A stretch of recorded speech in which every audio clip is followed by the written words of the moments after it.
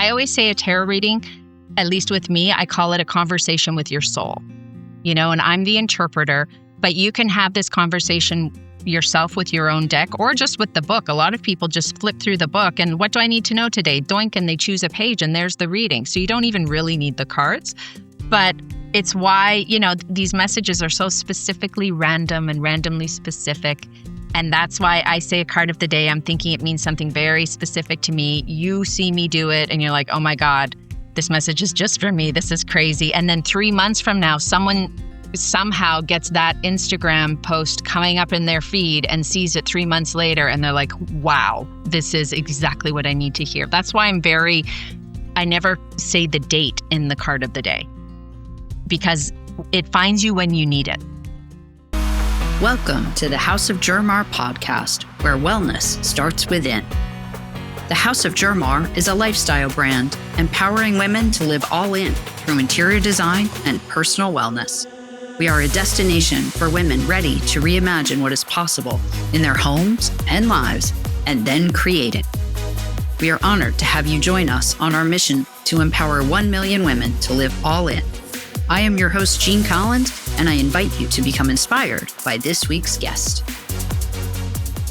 Welcome, everybody. I'm your host, Jean Collins, and today we have one of my favorite guests who's returning to the show, tarot. Lori, I am so excited to have you back on the show. And guys, we are going to talk all things tarot, rituals, retreats, numerology. There's so much. She's written her second book. For those of you who can see, here we go.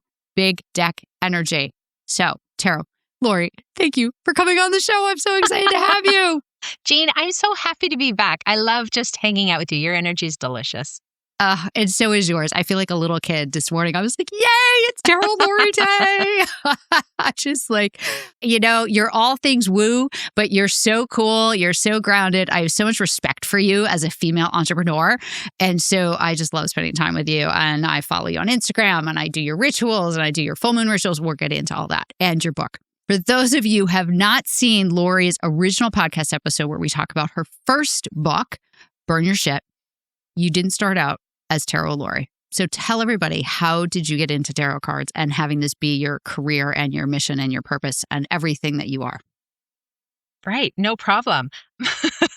I think it's really interesting because I've always been fascinated by the metaphysical and, UFOs and witchcraft and psychics and mediums and all of that stuff. Growing up in the late 80s, there was no real internet that you could be Googling anything about it. There was no Google.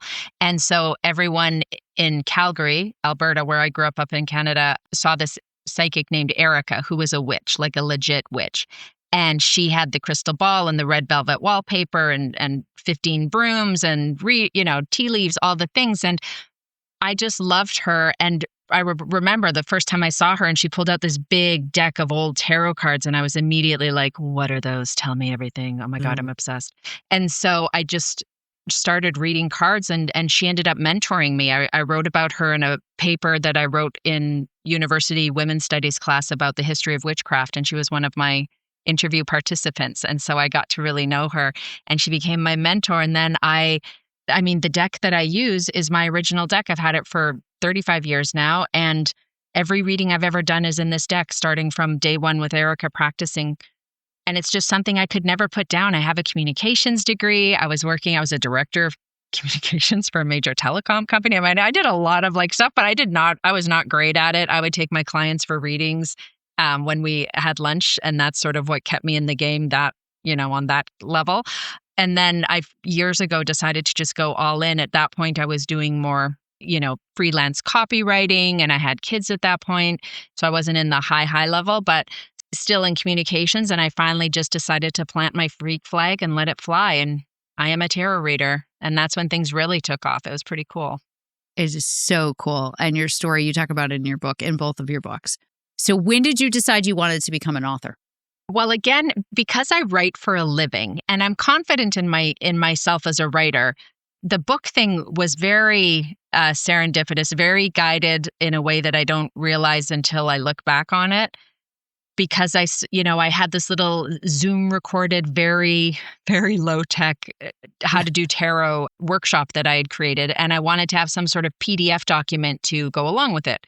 So I just started writing out my interpretation of the cards, which your interpretation with your cards evolves as you do. You get this dialogue developing with your deck over time. And so my interpretations in many ways can be quite different or go more in depth. They're kind of in a different direction than the Tarot 101, as I refer to it.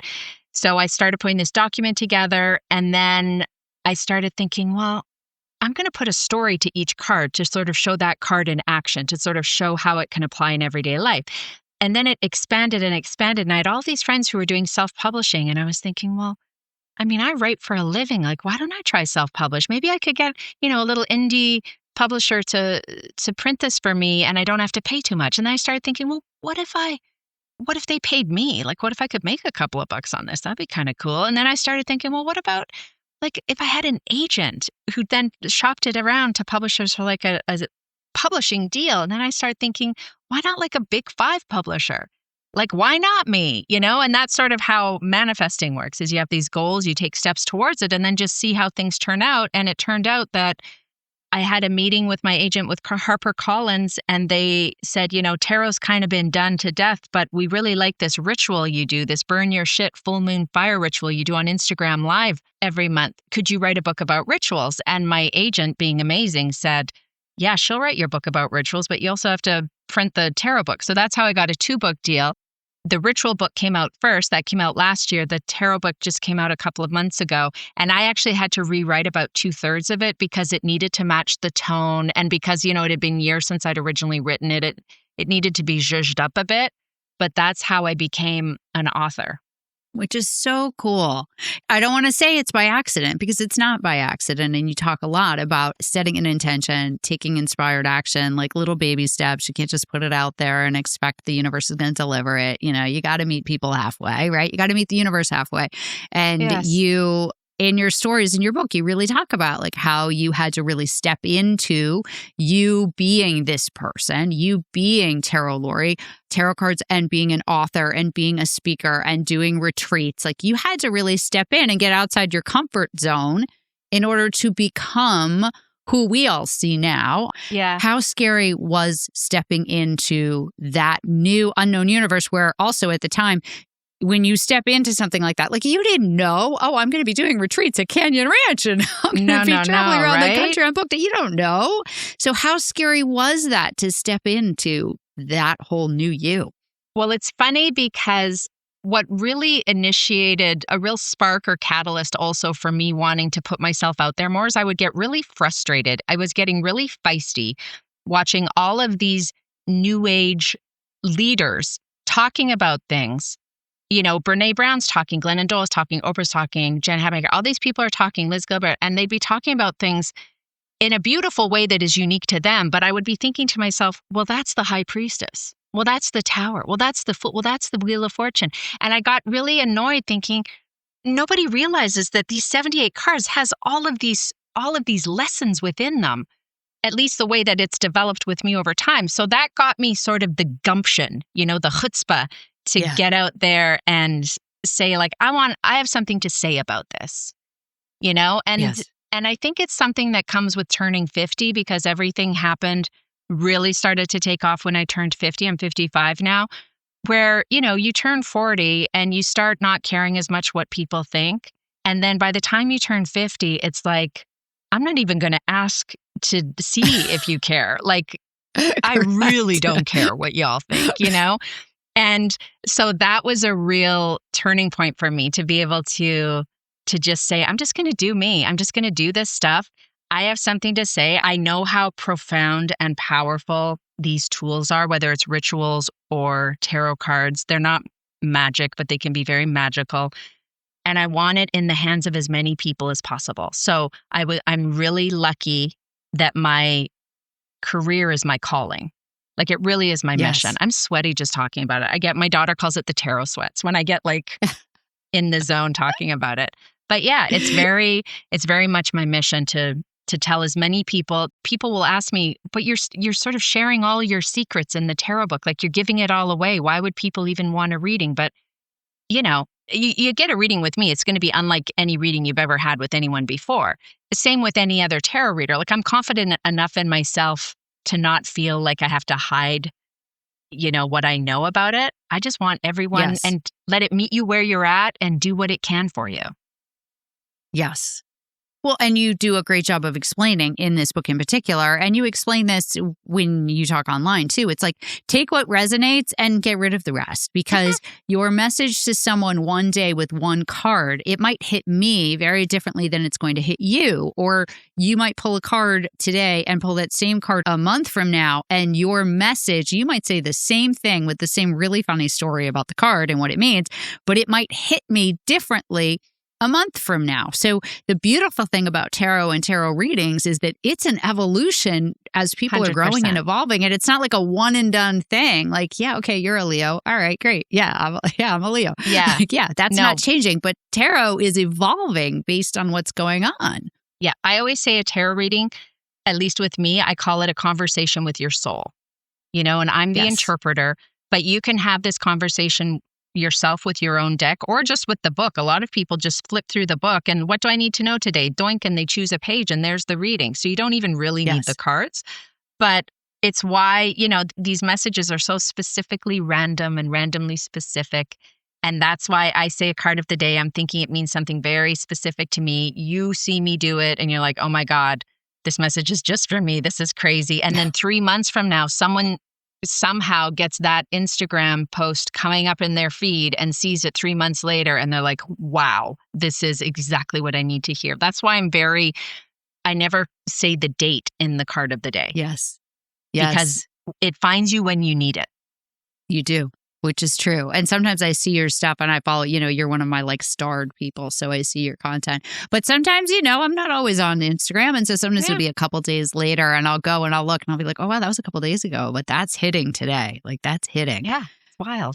It's so wild. Okay, so before we get into the book, of which I have so many questions, and everybody, I read this entire book, every word of the entire book, more than once, and I learned so much. And so I can't wait to dig into the book. But before we do, I am just personally curious. What is the most interesting thing you have learned about yourself in this journey? I learned that I know more than I thought I did. When I had to put it down on paper and when I had to, because the original draft was, 80% what the cards meant, the interpretation. Yes. And then I had a little bit about the history, a little bit about how to do a spread, how to ask a question. I didn't have anything about the ethics of tarot at that point. And when I had to write this book and they said, no, that needs to be flipped. 20% is the interpretations, but the rest has to be all this other stuff. And I thought, oh God. How am I going to, What am I I gonna don't know write? that. And then when I started actually writing, I was like, oh, I actually know a lot about this. And I did do, research on the history I had to, verify sources and stuff with HarperCollins. They don't mess around. You can't say something happened without citing some sources. Of course.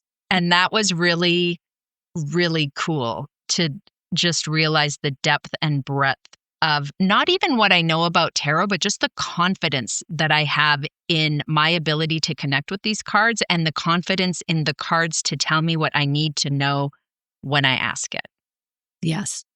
Do you think of the cards almost like little people, because they all have a story and they all have a personality and a character? So do they almost become like characters in a movie to you? Oh, Jean, did you watch Schitt's Creek?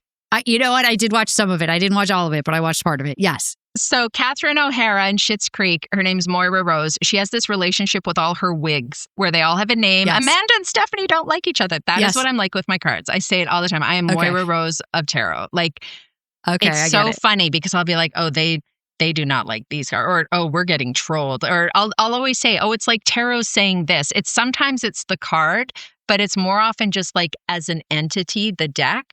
Mm-hmm. I always say in a reading, even a one card reading has a personality or a tone or a vibe. And sometimes it's really ethereal and metaphors. And sometimes it's really bossy or prescriptive. Sometimes it's consoling. And sometimes it's like, babe, did we stutter? Get your shit together. There's always a vibe. So in that way, 100%, there's a personality to these cards. Yes. For sure. Yes. It feels like it as you're reading the book. And when I had you on the show before and you were talking about this book, I was like, oh, yay, I'm so excited for a book that's going to tell me all about the individual cards. And you told me, well, it's actually flipped. And I was like, how much is she really going to say? Like, isn't it all just about what each card means? But it turns out, as I was reading it, it was so insightful. And I learned so much, and we'll get into my questions in a second. I learned so much, but I found it so insightful to understand where these cards came from. Because then when I pull a card now, my understanding of that card, and you always talk about like, look at the card first before you run to the book and look at the card and see what the story is trying to tell you, because it's different for everybody. Like your personal interpretation of a card. And you always used to say that. You say it on Instagram too. And I always kind of was like, I don't even understand this. Like, what are these circles with these star things going through it? And everything kind of looks grim on a lot of the cards. Yes. But it was really helpful to understand the story of the card before I got to the card. So anyone who's watching or listening to this, you really need to read the book. It will make the cards themselves have so much more meaning to you if you read the book. Oh, I love that. Thank you. Yes. All right. So there are 78 cards. First fact I didn't know. Had no idea there were 78 cards. I actually had no idea that there were major and minor, what do you call them? Arcana? Arcana. That's how you pronounce it. It comes from, Arcana. I think it's the Latin word arcane, like secrets or unknown things. Okay. Can you explain the difference to people that have no idea? Like I started having no idea what the difference is between major and minor arcana. Yeah, for sure. And also the difference between, I think, oracle cards versus tarot cards, because oracle cards can be 78 or 12 or 102. It's up to the creator, and they usually have a message written right on the card, and it's a lovely prompt or a meditation point, and that's great. And then tarot is more of a system. And within this system, it's not considered a tarot deck if it doesn't meet certain criteria in terms of 78 cards, a major arcana and a minor arcana. The major arcana is the cards that have the word at the bottom, like the sun, the devil, death, judgment, the world. They tend to be big, really like life journey major messages in theory. Okay. Whereas the minor arcana is split into 4 suits, like a regular deck of cards, but instead of hearts, you have cups. Instead of spades, you have swords. And so you have these 4 suits, and they start at ace, and they go up, and they have a king and a queen and a page, which is kind of like a jack. And then they have an extra guy, a knight, or actually the knight is like a jack. Anyway, you don't need to know that. But each of these suits, wands, cups, swords, coins, has a different sort of vibe to it. One tends to be more about money, one more about emotions, one more about, new beginnings or careers. And they tend to be more, in theory, about like the day-to-day of life. Now, this is where I diverge off of the sort of Tarot 101 of it all. I think there are a few major arcana cards that are total snooze. They can be about fun things, but they're not telling me much. And there are a lot of minor arcana cards that are massively profound and impactful messages. And often, especially for me with the coin cards, the pentacles, the money cards, it has nothing to do with money. I always say this could be about wealth, health, career, love, home, family, many, one or many areas of life. And I give you this, when we have a reading of any kind, it's like together we draw a map and I'm helping you read it. And then what you do with it, as we said earlier, is up to you. I can't give you a prophecy saying, oh, this card means you're going to be an ophthalmologist. It's more, okay, this card says you got to get your head out of your butt because you're focusing on the wrong things, or, messages that you're meant to then take away and apply to your life. And so for me, whether it's major or minor arcana, they can be massive messages or little kind of like nothing burgers either way. Yeah. So give me an example of a major, minor arcana card that could have a lot of meaning. Oh, for sure. The Ace of Swords, for me, is the most powerful card of the entire deck.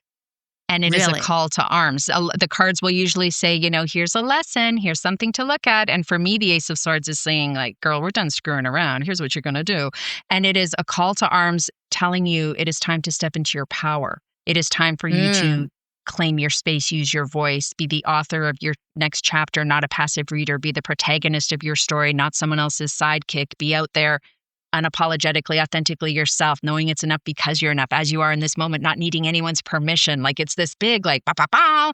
I go on Power. about that card for a bit. That's not really a Tarot 101 interpretation. The Venn diagram, they're touching, but it's for sure not a circle with the Tarot 101. And then something like the Emperor is a major arcana card. And for me, he just represents a building. He's like where you work. It's an institution, an organization. It's more of a qualifier or gives you a context clue rather than a big major message. So if I pull the Emperor, I'm for sure pulling another card to give, okay, what about it? Let's get a message around this Emperor energy. Because it doesn't say enough on its own. Yeah. Are there cards that you don't see very often? So when they come up, you're like, whoa. I wouldn't say that I don't see very often. It's really interesting, for instance, when I do a full reading for someone, if they have in this deck of 78 cards, there are only 4 aces. So if you get 4 aces in your reading, to me, that's auspicious. And I'll say to people like, ooh, this is juicy. Or if the pattern I lay the cards out in is a circle, it's like a clock. And we look at the cards in pairs across from one another. So 12 o'clock with 6, 1 o'clock with 7, 2 o'clock with 8. And if I have 2 aces across from one another, I'll be like, oh, interesting. Like it's just from a tarot reader perspective, like the combinations I think are more interesting than one particular card showing up. And that's what I think is so valuable about actually having a tarot card reading, by the way, everybody. It's not just about one. It's about the story that you're creating with the clock. I tried to explain it to someone the other day. And it's the story, because tarot cards are about a story, but it's the story about it. It's not just you picking up one card and being like, oh, this is what you should focus on. It's really about the story that a whole reading can give to you at, like we started with, any point in time and where you are in your life. Like if you did a reading for me, this week, it would be different than the reading that you did for me a year ago. It would not be the same. Well, although interesting point though, is if someone hasn't taken, because there's always homework in a reading with me. There's always some takeaway homework. And if someone has just, ignored the homework for whatever reason and not done any of the work, they may see repeating cards. Okay. My best friend of like 30 years, who was my first 30 plus years, because she was my first tarot client, in terms of like who I would practice with, for years would get the same cards, just kind of like, oh, I know that. And to the point that she started thinking she was a tarot reader. And I was like, okay, take it down a notch because you're talking too much. Let me say this stuff. And then when she started making major shifts in her life, she started getting completely different cards. She's like, I've never seen this card. What is this card? It was super cool. That is very cool. I have to say, when I was reading through your book and looking at all the different cards, I was like, I've never seen that card before. Now, I don't hold them that often, but, I've done readings with you and other people, and I was like, I've never seen that card before. I've never heard that card before. And so it was very interesting to read about some of the different cards that were out there. And I was like, oh, wow, that's never come my way. Okay, interesting. Yeah. Depends on the message. And sometimes you don't necessarily need that message because it just isn't really applying. But if there's a card that offers homework with it and you keep getting it, then I'd be like, girl, how's that homework going? Or does it maybe need to be applied to another area of your life instead of the one that you've been focusing on? That kind of thing. Yes. All right. So can we talk about the 2 cards that people, I am sure, have questions about? The Devil and Death. Sure. You talk about that those are not necessarily negative cards. And can you explain why? I always say there are no bad tarot cards, just bad tarot card readers.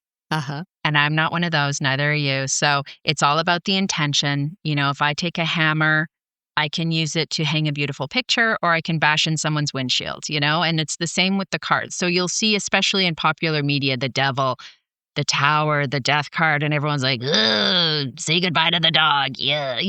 And it's just so silly. The Death card is one of my favorite cards.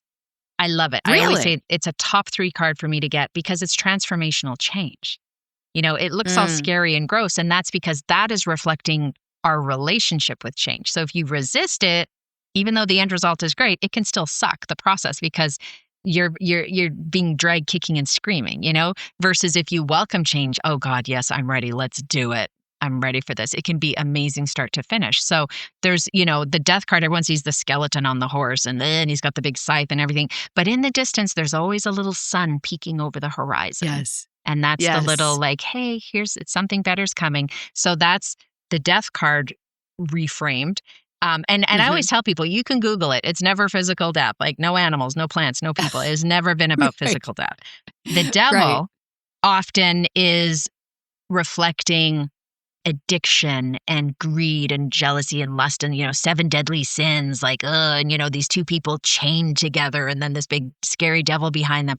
For me, it's actually goes upstream from that. And it's the kind of negative self-talk, limiting beliefs, that kind of stuff, that devil squawking in your ear, you're never going to get this, you don't deserve it, you're da. And I give people homework with that card to address that devil, to bring it to the light and see it and get rid of it. Because if you don't, then it can then be expressed through things like addiction. Right. So it gets pretty deep. I have a lot of people who are like, you sound like my therapist. Like I see a cognitive behavioral therapist who told me to do the same thing. I'm like, yeah, that's why my readings are kind of different, Right. It's the power. Yeah, but the devil is never biblical or satanic or anything like that. He's the gremlin on the shoulder telling you you're a piece of garbage and you need to just flick him off, get rid of him. Right. Yes. Well, and you also talk in your book about, and I've heard you say this before as well, but you talk quite a bit about it in the book, about the right and wrong questions to ask at a tarot card reading, whether you're the one reading the cards or someone is reading them for you. So can you talk about right and wrong questions to ask? Mm-hmm. Yeah, because there isn't a card that, is a definitive yes, definitive no, or, next Tuesday, or, oh, you'll meet him at the Starbucks. It's not like that. Yeah. That's silly. So you want the question to be open-ended, not a yes-no question. So instead of, will I get the job, you would say, what do I need to know about that opportunity? Mm. Or instead of saying, is Fred the one, you'd say, what do I need to know about me and Fred? Yes. And it often tells you what you need to know to be able, it can give you guidance about a situation or a person or an opportunity, but it can also often tell you the work you need to do yourself to be able to make the most of whatever's before you. And when it comes to other people, and that goes into the chapter, Don't Be a Dick, the ethics of tarot, you don't ask about other people's intentions or try and dip into their energy. That's no good. That's not cool. Yeah. It's not the purpose. So if it's not, what does Fred think about me? Is Fred going to leave his wife? Is Fred? No, this isn't Fred's reading. This is your reading. So what do I need to know about dealing with Fred? Yes. It's all bringing it back inward to you. Yeah. And because that's the ultimate goal of a reading, hopefully, is to give you agency, to help empower you to make the best decisions for yourself moving forward. You don't want to abdicate responsibility of your life to some rando with cards. Right. No, you don't. You don't. And that's one of the beauties. You're not a psychic. You're not about telling people, like you said, you're going to go meet so-and-so on this day, or you're going to die at 55 or anything like that. It's not about that. It's actually, I find it much more personal and personal growth. And so honestly, much more powerful, because so many people say, psychics are crazy because so-and-so tells you you're going to get cancer and die at 50. And you want to be like, yeah, okay, no. But with tarot card reading, it's not about that. And so it's so much more about reflecting inward for you. And you're just saying what you see. Yeah. So I would think you get a little bit less of the, you have no idea what you're talking about, lady. You're crazy. Or maybe I'm wrong. Do you still get that? Do you still get like, you're woo, you're crazy, you're a witch, you don't know anything? I mean, I think that people who think that, I don't let that into my orbit. So I don't hear about that because I'm not attracting that kind of energy of those kinds of people. I do go to a ton of events, especially with the dudes where they're sitting there, arms crossed, like, okay, which tell me what's up. Let's see what you got. And I love it. I just like, okay, babe, let's do it. And by the end, I have to say, like, get out of my chair. I have other people waiting. Your time is up. You can book a session. Because they just want to, can I ask another one? Can I ask another one? So, I'm happy to read skeptics. You have to at least, though, be a little bit open to it. And I think anyone sitting in the chair is at least a little open to it. And I think my approach, I call it woo-woo without the cuckoo. It puts people at ease, and the way I read the cards and the stories I tell, and I like to keep it light and have humor. but it's also gets very deep and personal, and it can call you on your stuff, Yeah. But Yeah. it's never saying like, this sucks, see you later. It's more like, okay, you're in it now. Here's what you need to know to help you navigate through. Right. Right. And when you do readings, because I've done them with you before, it's like you'll say one card and be like, okay, that's what this says, but here's like the part that can help, or here's the homework to help you deal with this, which is why I think a reading like yours with a full deck and doing it's a circle, I want to call it, Yeah, the right? If spread. I'm saying it wrong. Yes, the spread. Thank you. Doing the spread, I think, is so impactful. When you do events and you have readings at events, do you just read one card? Do you always read more than one card for people? What's your strategy there? It depends on how many people. If it's a more intimate gathering, then they can ask a few questions. I pull a few cards for each question, but it's never usually more than 3 cards for a question. I don't know why, but it's either 1 or 3 cards. Never 2, never 5 or 4. Like, it's usually 1 or 3. And 1 card can give you plenty. If there's a lineup, which there usually is, because I'll get some people side-eyeing me walking around, but as soon as I get one brave butt in the seat, then off to the races and there's a lineup. And because then everyone tells everyone else too, and they're like, oh, it wasn't scary. Oh, you're not crying. Oh, I'll give it a shot. And in those instances, it's usually just 1 card, and I just stare at them awkwardly while I shuffle the deck, get their mojo in there, and then I go, okay, fan them out before them, ask, what do I need to know right now, and pull any card. Let me see it first. And sometimes I'll say, okay, I need another card for clarity. And I know if I'm already pulling another card, okay, give me 1 more, because it's usually 1 or 3.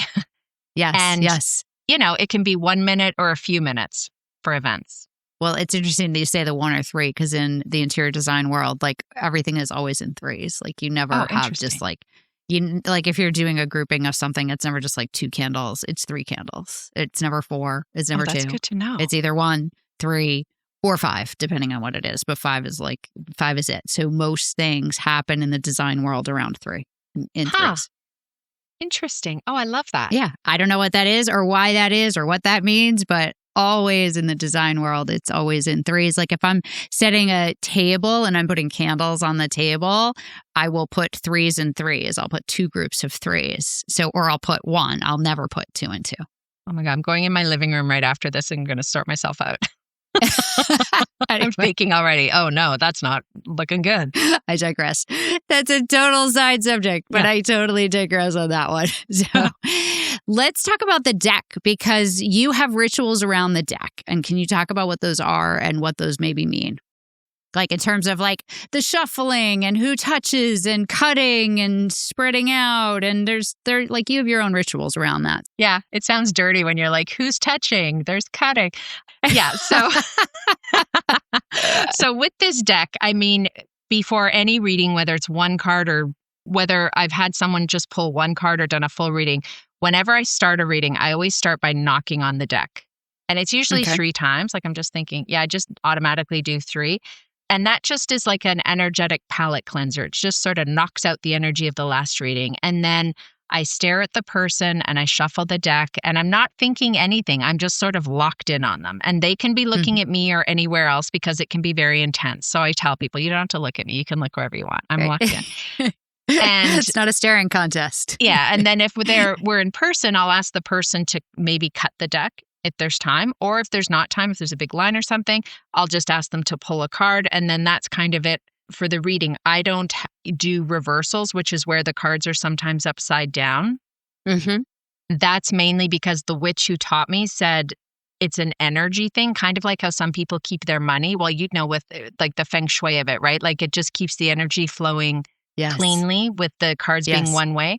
So I always just do it that way. And then I keep my cards in this little box that I've had for like 25 years now. I mean, it's falling apart. I actually have to do some TLC on it. Before that, it was wrapped in a scarf. Before that, it was in the box it came in for like, the first 10 years. And in terms of cleansing it, I tell people you can put it on a windowsill under a full moon if you want. You can put crystals on or around it. I don't do any of that. Sometimes I remember. You're like the down and dirty reader. Yeah, but usually, they keep it on an altar. But for me, this little box that I store it in is the altar. And when you travel, I'm sure you do not check that ever. I'm sure it goes I on don't. with you. It's one time I did, and I was like sick about it the entire trip. I thought, I swear to God, if someone goes in and steals my bag or something. Yeah. And then after that, I thought, it's just not worth the stress. I'll just keep this thing on my Yeah. person at all times when I travel, for sure. And have you ever gone through the TSA, whatever they call it up Yeah. in Canada, and had them been like, what is that big box in your bag? And pulled it a out? few times I've had people, like, it goes through the little scanner thing and you can see my Yes. bag, it gets out and then it goes back in. And then it's there for a second, and then it goes down the little side thing where they're Right, like, the side whose thing. bag is this? And I'm like, ugh. And a few times people have said, what is this? And then I explained tarot cards. And the first time it happened, and I thought, oh God, I'm going to get like deported or put in a cell or something. And by the end of it, the lady was like taking my business card because she wanted to get a reading. I was going to say, yes. You recorded recently in the airport and you said like the security people were staring at you. Like you were a little like unnerved by them. But that was because I had a camera propped up on a little tripod, like on a shelf thing, and I was doing a card of the day tarot reading. So that's why they were probably looking. So they're like, what in the hell is this lady doing? It looked like I'd set up shop. Got it. All right. Can you explain one other question related to the cards and then I'm moving on? Yeah. You say to cut the deck with your non-dominant hand. Why is that? Again, that was a thing taught to me by Erica the Witch. And it was because when you use your non-dominant hand, it's kind of like a shortcut to your intuition. And so, and if people get confused, because it always puts people, they're just like, oh, what? Because I'll say like, okay, are you right or left-handed? And they're like, and they sort of like, it's like, I didn't know there would be questions. Not that complicated of a question. And, if they cut it with oh no, that was the wrong hand, I'll say, don't worry about it. It's not a big deal. But it's just, it's again, it's a ritual, but it's nothing that is a hard and fast rule where if you forget to cut the deck or you cut it with the dominant hand, it's going to mess up your reading. Interesting. Yeah. All right. Before we move on to other things, I do have a question about intuition because you talk about this in the book. That's sort of a stance that everyone has a degree of intuition to be able to read cards for themselves. Can you talk a little bit about that? Yeah, for sure. I think that intuition is something we all have, and it's just the volume might be turned up a little louder for some versus others for whatever reason. And it's about understanding that these cards, again, there's nothing magical. They're just pieces of paper with pictures on them. And each one tells a story. And then when you put them together, they tell the story of you. And if a card speaks to you in a certain way, makes you feel a certain way, and you have a certain like almost emotional reaction to it, or a reaction, or, oh, this means that for me. And you pay attention to that and note that down so that you remember it next time. And the more you start to like recognize these things and listen to them, but most importantly, trust them, that's when tarot really gets cool. That's when it really sort of starts to sing. These cards can be a prompt for your intuition, because if you pull a card in the morning and look at it and just sort of take its message into your day and then reflect at the end of the day, you'll start to see how that message kind of showed up in your day. And it can also be a creative prompt. I do with Jen Pasteloff. She does these writing workshops online, and every so often I'll drop into the Zoom and pull a card for people and just show it to them. And then that's a writing prompt. So it can be a creative exercise, and they know nothing about the card and what it means. So that's cool. Yeah, it's pretty cool, the different uses for it. Yes. Including intuition. Including intuition. But did you find while you were evolving as a tarot reader, was there like an event or something that happened that you're like, oh my goodness, I think I really am intuitive. I think I really have a gift. Or was it just, it grew over time? Yeah, for me, it's more the 10,000 hours, I think. Yeah. Because there were many years where it was me with my friends with the little book being like, okay, it says this. What do you think about that? Like, does that make sense to you? I don't know what this means, And I did start doing readings very briefly at this metaphysical place with, the crystals and all that kind of thing. And when I started like charging money because it was strangers, people who just heard about me wanting readings, that was definitely a point where I was like, I must be doing something right here, because people are paying money. And they're not demanding it back after, and they're not, they're coming again. So yes. Yeah, it was gradual for me. Okay. I like that. I'm I a like late that. bloomer. Yeah, well, I'm 55 too. We're all late bloomers. We're figuring Right? it out later in life. Yes, yes. All right, so I would love to switch gears and talk about kind of what else is on your bucket list. What is on the future things that you want to do, experiences you want to have, how you want to grow your business? What's kind of out there? Because the more we put it out into the universe, the more it will start to come. Yes, that is absolutely correct. What I am focusing on, my intention now is to increase my platform, increase my presence, get these tools in the hands of as many people as possible because I know how effective they can be, whether it's tarot or rituals or crystals or whatever. And I lead retreat weekends at Canyon Ranch Spa in the States in California, and I love that. And I was in Bali and participated in a retreat, and I'm looking at going to Europe next summer to do a couple of Mm. retreats. I led a retreat, a women's retreat here where I live. And I was originally thinking, like, if I could get 40 women for this 1-day retreat, that'd be pretty cool. We ended up selling out the venue at 75, 80 women. Um, Wow, and it was an amazing day. And I'm and sure. so doing those kind of in-person ritual events, getting on a stage, speaking to people, doing tarot for people on the spot, like just Yes, introducing this to people in a new way, I'm yes. super passionate about it. It really lights me up. So in addition to readings, obviously, and I went to Google headquarters, and they had this You did? big event for their sales force, like 400 people from around the world, their entire sales force. And I was brought in to give readings, and it wasn't just like entertainment. It was, we are really focused. The theme of this week that we're doing is lighting up everyone's inner, purpose and potential, and letting them become their own manifestors. And like they were talking that kind of talk, and we want you to support them in that. And it was so cool. Like doing it in different ways. I work with a few business owners who bring me in to do not just work with them one-on-one, but also, let's talk about the corporation. Let's pull a card for Q1, Q2, Q3, Q4 and see what shows up. So cool. Yeah. So just expanding in that way. And also so like validating too. You're like, okay, wait, Google Yeah. cared. Like I Google know. cared about what you are passionate about and the value that you can deliver with tarot cards. That's amazing. Google was stoked. That's so cool. I'm also, Jean, a YouTuber now. I don't know if you know. You are? No, I had this YouTube channel for, years, but it was mostly to just house videos that I was putting on my website.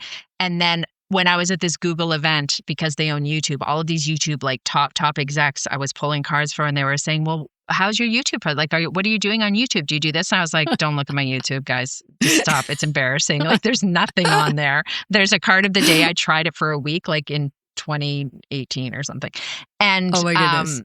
they were saying, like, you are missing out on a huge opportunity. Stop it. Huge. And so yes. I've dedicated to doing not just card of the day. I do a card of the month for each astrology sign.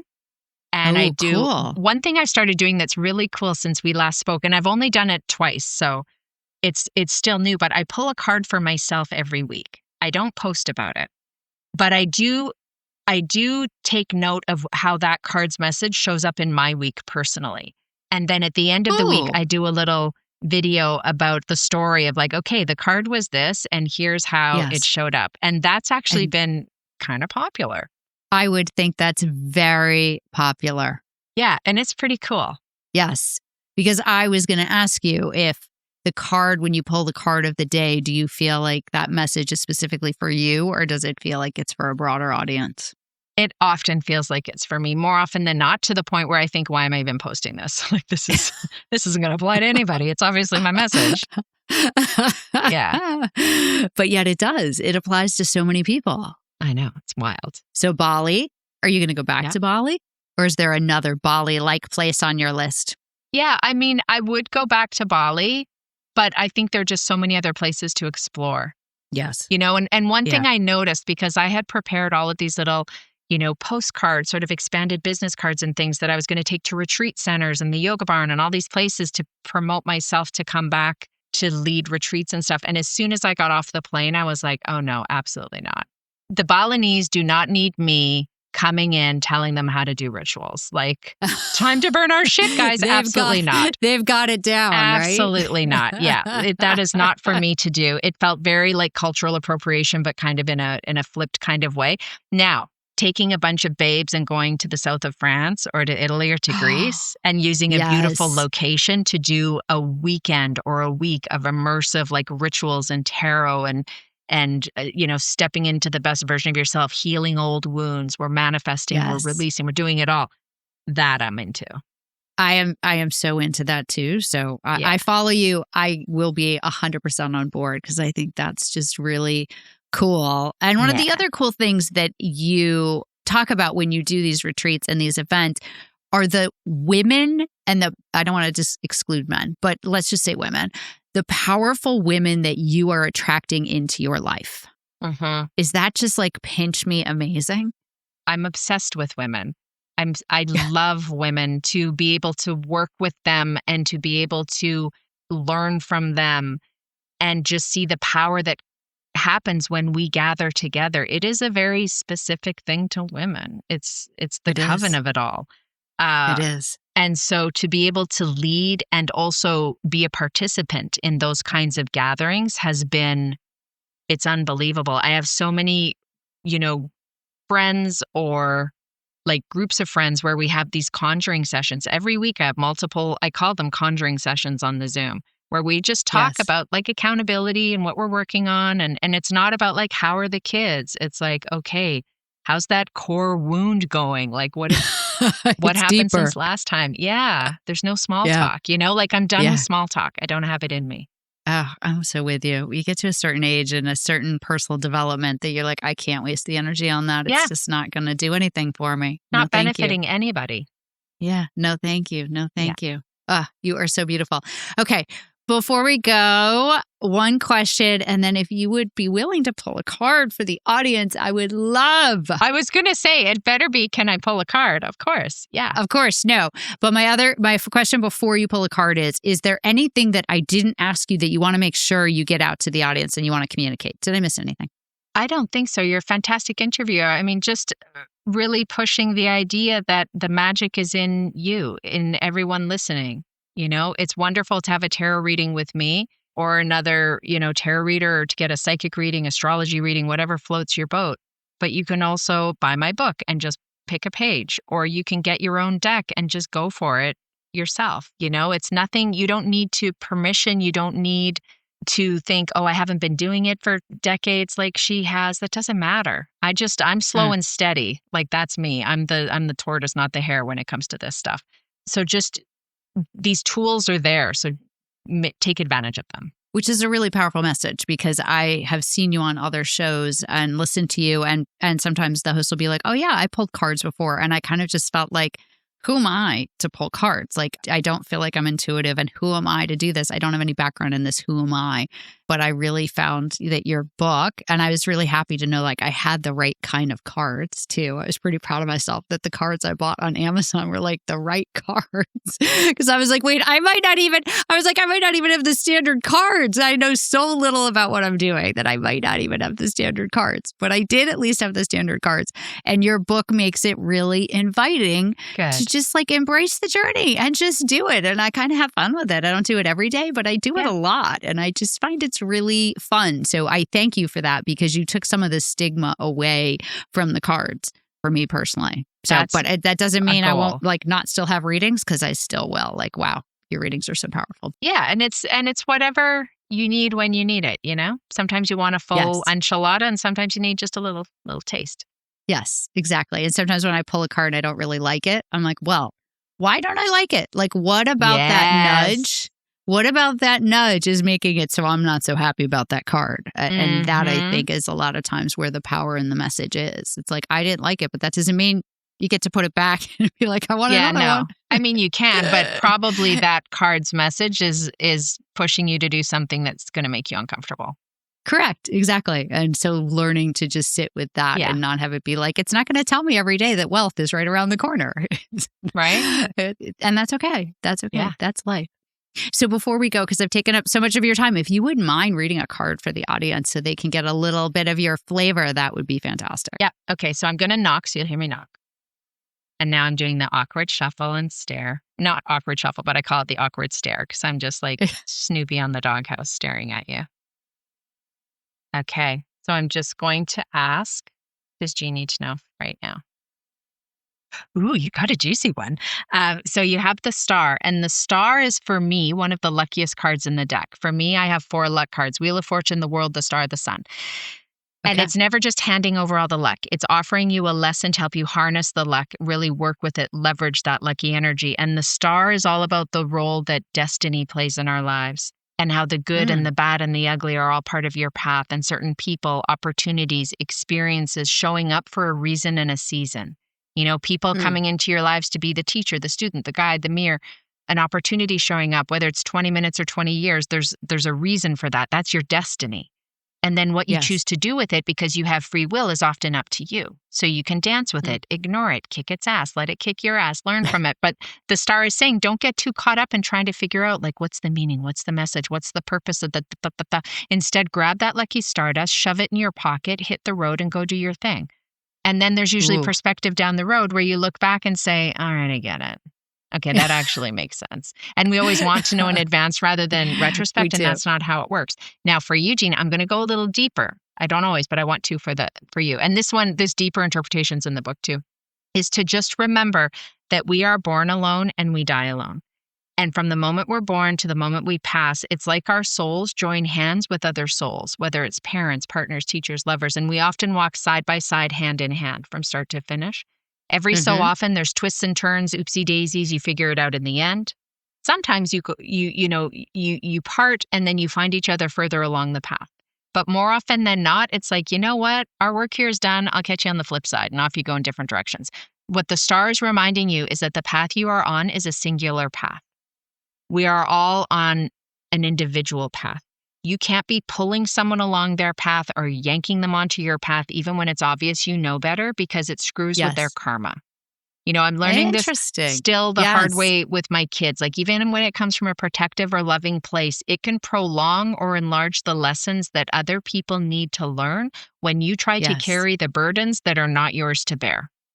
So all we can do is have a handout to say, hey, I'm here if you want to walk alongside me on our respective paths and hold hands, but I can't pull you along your path. I'm not yanking you onto my path, and I will not wait. I love that. And do you see how understanding? Right? Yes. It's really powerful. We can't be living everyone's lives for them. Yes. And knowing the role of destiny and free will, understanding all of that is what helps you access the luck that's available with this star. It's almost like it unlocks the luck. That is so good. Makes sense? I'm going to go back and create a little snippet of this for myself so I can listen to it again and again. Yeah, it totally makes sense. It's so powerful. I absolutely love it. And someone said to me recently, like, looking at a relationship as what's your soul contract, and just looking at it a little bit differently. So it's interesting that you brought that up, because that's right along a similar line there. Lori, you are such a light. You are so inspiring. Your energy is absolutely amazing. I will link everything in the show notes. Everybody, you have to go buy her books. They will make you laugh. They will educate you. They will expand your knowledge, and they are so fun. So thank you for taking the time to be on the show. I wish you all the best with the rest of summer. And as we move into the fall, I can't wait to see your retreats and Europe next year. Oh my goodness, count me in. I am so there. So fun, right? Thank you, Jean. This was a pleasure. It was so great. Thank you. Have a beautiful rest of your day. Thank you for joining us for another episode of the House of JerMar podcast, where wellness starts within. We appreciate you being a part of our community and hope you felt inspired and motivated by our guest. If you enjoyed this episode, please write us a review and share it with friends. Building our reach on YouTube and Apple Podcasts will help us get closer to our mission to empower 1 million women to live all in. You can also follow us on Instagram at House of JerMar and sign up to be a part of our monthly inspiration newsletter through our website, houseofjermar.com. If you or someone you know would be a good guest on the show, please reach out to us at podcast@houseofjermar.com. This has been a House of JerMar production with your host, Jean Collins. Thank you for joining our house.